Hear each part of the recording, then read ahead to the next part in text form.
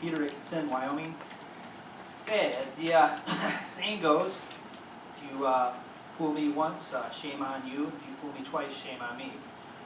We, the ATU, were told in 2010 if we help you guys pass a millage, you guys are going to make us, allow us to have a fair contract. That didn't happen. We actually lost the ability to choose days off by seniority. Now, with this contract proposal, you want to get rid of the defined benefit plan. And you've actually stated several times that if we don't work with you, you're going to just eliminate it on your own. Well, anybody with Google and any common sense can Google that. And the state constitution does not allow you to just up and change our pension plan. I encourage any of you to look at it. Unless I have a different Google than you, that's what I'm seeing. So one of the big problems here is that you guys expect us to believe that this defined contribution plan is the same thing as the defined benefit plan. First thing I want to point out to you, if everybody's familiar with an S&P 500 index fund, it's just a simple fund that collects, basically it matches what's in the S&P 500. So it's a very simple fund. It's passively managed. It doesn't, all you have to do is press the computer and it'll configure it the way it's supposed to be. The expense ratio with the Waddell & Reed, who you guys use for your investments, with that S&P 500 index fund is 1.52%. Anybody with my own Vanguard IRA fund, I pay 0.17%. With my wife's 401k fund, she pays 0.05%. If you'd like to check that out as well, you can go to FXSIX and put that in Google. You'll see the expense ratio for that.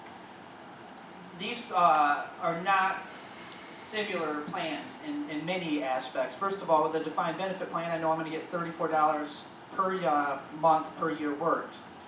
With the defined contribution plan, I don't have that guarantee. Okay, I know there's market risk involved in everything. But what I would like to ask each and every one of you right now is, just by a show of hands, how many people here would be willing to guarantee that I'll get 5% of my gross put into the defined contribution plan, which is what you're offering this contract, not just for this contract, but for the whole 40 years that myself or somebody else that's working here now would be able to get? Because what's stopping you from putting in 5% this contract, and then in the next contract putting in 3% or 1%? If you wanted just to accept that defined contribution and defined benefit are just different in the market risk, that's one thing. But then what we would, of course, to make it commensurate, you would want to say that both of them are going to be guaranteed for the term of that people are working here. So just by a show of hands, how many people would be willing to sign a contract that says, we'll have our defined contribution plan for 40 years? Would anybody be willing to guarantee that?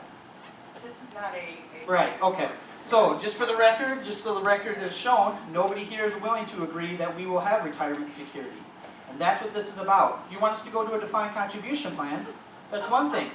Then give us retirement security. You laugh, Anna, but you're familiar with contracts. There's no reason a contract can't be signed. You're disingenuous. No, that not at all. No, One of you just stand up and say you'd be willing to sign a contract that says that we'll have retirement security for 40 years. public comment is done.